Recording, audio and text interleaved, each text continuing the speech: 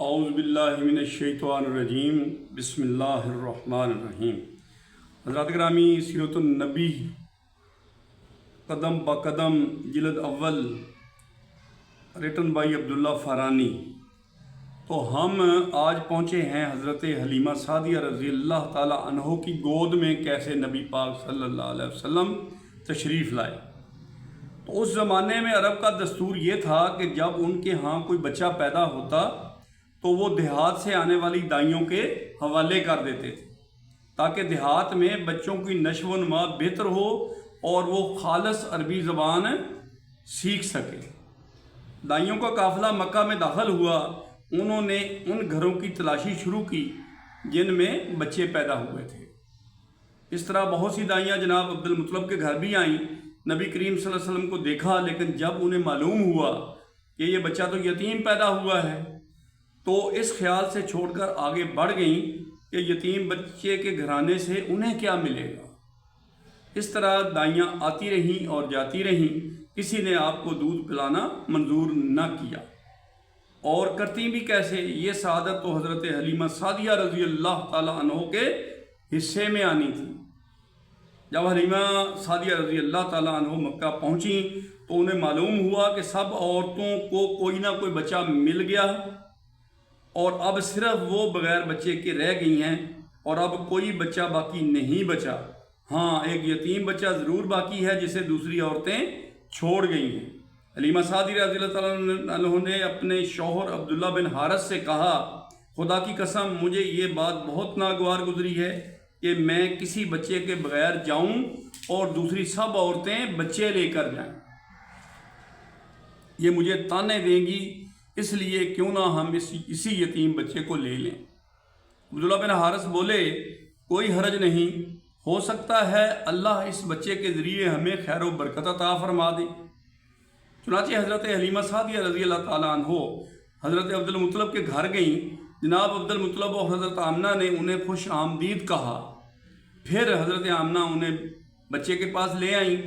آپ اس وقت ایک ادنا چادر میں لپٹے ہوئے تھے اور وہ چادر سفید رنگ کی تھی، آپ کے نیچے ایک سبز رنگ کا ریشمی کپڑا تھا، آپ سیدھے لیٹے ہوئے تھے، آپ کے سانس کی آواز کے ساتھ مشک کی سی خوشبو نکل کر پھیل رہی تھی۔ حلیمہ سعدیہ رضی اللہ تعالیٰ عنہ آپ کے حسن و جمال کو دیکھ کر حیرت زدہ رہ گئیں۔ آپ اس وقت سوئے ہوئے تھے، انہوں نے جگانا مناسب نہ سمجھا، لیکن یوں ہی انہوں نے اپنے پیار سے اپنا ہاتھ آپ کے سینے پر رکھا، آپ مسکرا دیے اور آنکھیں کھول کر ان کی طرف دیکھنے لگے۔ حضرت حلیمہ سعدیہ رضی اللہ تعالیٰ عنہ فرماتی ہیں، میں نے دیکھا آپ کی آنکھوں سے ایک نور نکلا جو آسمان تک پہنچ گیا۔ میں نے آپ کو گود میں اٹھا کر آپ کی دونوں آنکھوں کے درمیان جگہ پر پیار کیا، پھر میں نے آپ صلی اللہ علیہ وسلم کی والدہ اور حضرت عبد المطلب سے اجازت چاہی، بچے کو لیے قافلے میں آئی، میں نے آپ صلی اللہ علیہ وسلم کو دودھ پلانے کے لیے گود میں لٹایا تو آپ دائیں طرف سے دودھ پینے لگے۔ پہلے میں نے بائیں طرف سے دودھ پلانا چاہا لیکن آپ نے اس طرف سے دودھ نہ پیا۔ دائیں طرف سے آپ فوراً دودھ پینے لگے، بعد میں بھی آپ کی یہی عادت رہی، آپ صرف دائیں طرف سے دودھ پیتے رہے، بائیں طرف سے میرا بچہ دودھ پیتا رہا۔ یعنی جو دودھ شریک بھائی تھا آپ کا، آپ نے ایک جو دودھ تھا وہ اس کے لیے چھوڑ دیتے تھے بائیں طرف کا، اور دائیں طرف سے پیتے تھے۔ پھر قافلہ روانہ ہوا۔ حلیمہ سعدیہ رضی اللہ تعالیٰ فرماتی ہیں، میں خچر پر سوار ہوئی، آپ کو ساتھ لے لیا۔ اب جو ہمارا خچر چلا تو اس قدر تیز چلا کہ اس نے پورے قافلے کی سواریوں کو پیچھے چھوڑ دیا۔ پہلے وہ مریل ہونے کی بنا پر پیچھے رہتا تھا۔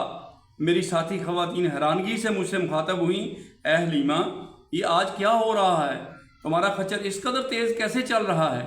کیا یہ وہی خچر ہے جس پر تم آئی تھیں اور جس کے لیے ایک ایک قدم اٹھانا مشکل تھا؟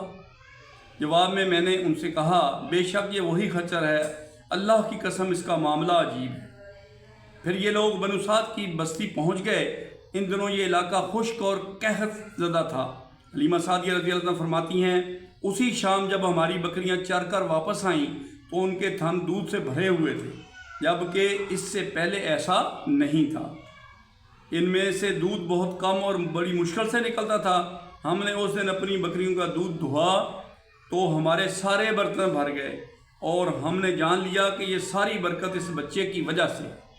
آس پاس کی عورتوں میں بھی بات پھیل گئی، ان کی بکریاں بدستور بہت کم دودھ دے رہی تھیں، غرض ہمارے گھر میں ہر طرف ہر چیز میں برکت نظر آنے لگی۔ دوسرے لوگ تعجب میں رہے۔ اس طرح 2 ماہ گزر گئے۔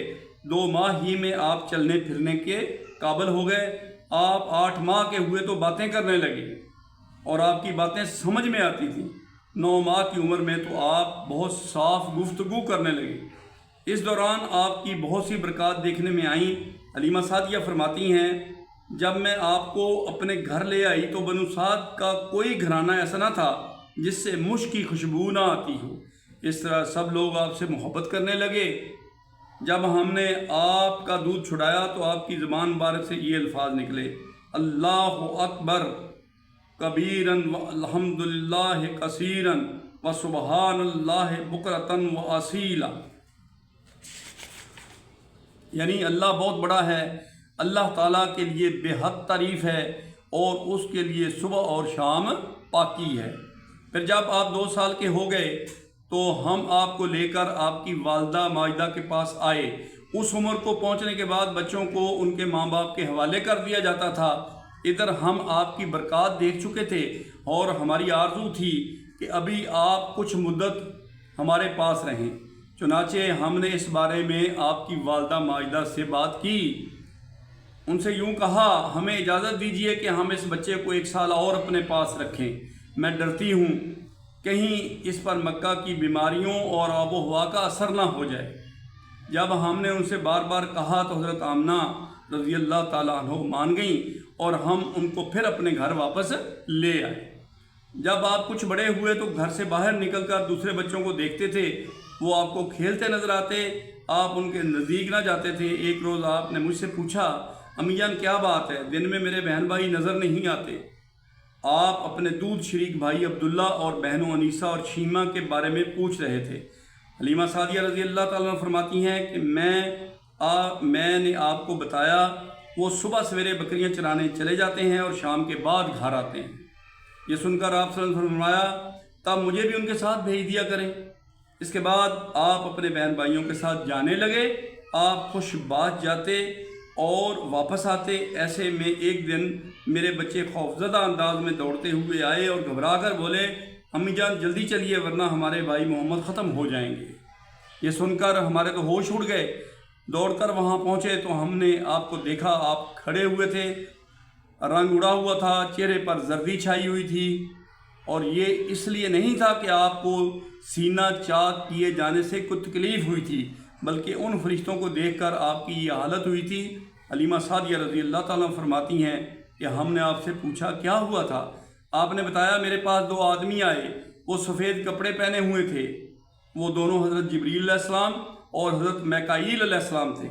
ان دونوں میں سے ایک نے کہا، کیا یہ وہی ہیں؟ دوسرے نے جواب دیا، ہاں یہ وہی ہیں۔ پھر وہ دونوں میرے قریب آئے اور انہوں نے مجھے پکڑا اور لٹا دیا۔ اس کے بعد انہوں نے میرا پیٹ چاک کیا اور اس میں سے کوئی چیز تلاش کرنے لگے۔ آخر انہیں وہ چیز مل گئی تو انہوں نے اسے باہر نکال کر پھینک دیا۔ میں نہیں جانتا وہ کیا چیز تھی۔ اس چیز کے بارے میں دوسری روایات میں یہ وضاحت ملتی ہے کہ وہ سیاہ رنگ کا ایک دانہ سا تھا۔ یہ انسان کے جسم میں شیطان کا گھر ہوتا ہے اور شیطان انسان کے بدن میں یہی اثرات ڈالتا ہے۔ حلیمہ سعدیہ رضی اللہ تعالیٰ عنہ فرماتی ہیں، پھر ہم آپ کو گھر لے آئے۔ اس وقت میرے شوہر عبداللہ بن حارث نے مجھ سے کہا، حلیمہ مجھے ڈر ہے کہیں اس بچے کو کوئی نقصان نہ پہنچ جائے، اس لیے اس کے گھر والوں کے پاس پہنچا دیا جائے۔ میں نے کہا ٹھیک ہے۔ پھر ہم آپ کو لے کر مکہ کی طرف روانہ ہوئے۔ جب میں مکہ کے بلائی علاقے میں پہنچی تو آپ اچانک غائب ہو گئے اور میں حواس باختہ ہو گئی۔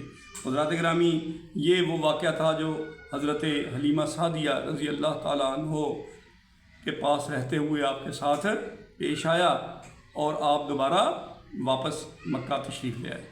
تو حضرات گرامی، انشاءاللہ تعالیٰ یہ سلسلہ سیرت النبی کا قدم بقدم ہم چلتے جائیں گے اور انشاءاللہ تعالیٰ ہمیں وہ سب باتیں معلوم ہو جائیں گی جو ہمیں پہلے معلوم نہیں ہیں۔ تو اس کے ساتھ ہی میں اللہ سے دعا کرتا ہوں کہ اللہ ہمیں اس قابل کر کے ہم نبی پاک صلی اللہ علیہ وسلم کے تمام جو بھی سنت ہیں، جو بھی آپ صلی اللہ علیہ وسلم کی سیرت ہے، اس کے بارے میں ہمیں آگاہی دے دے۔ آمین ثم آمین۔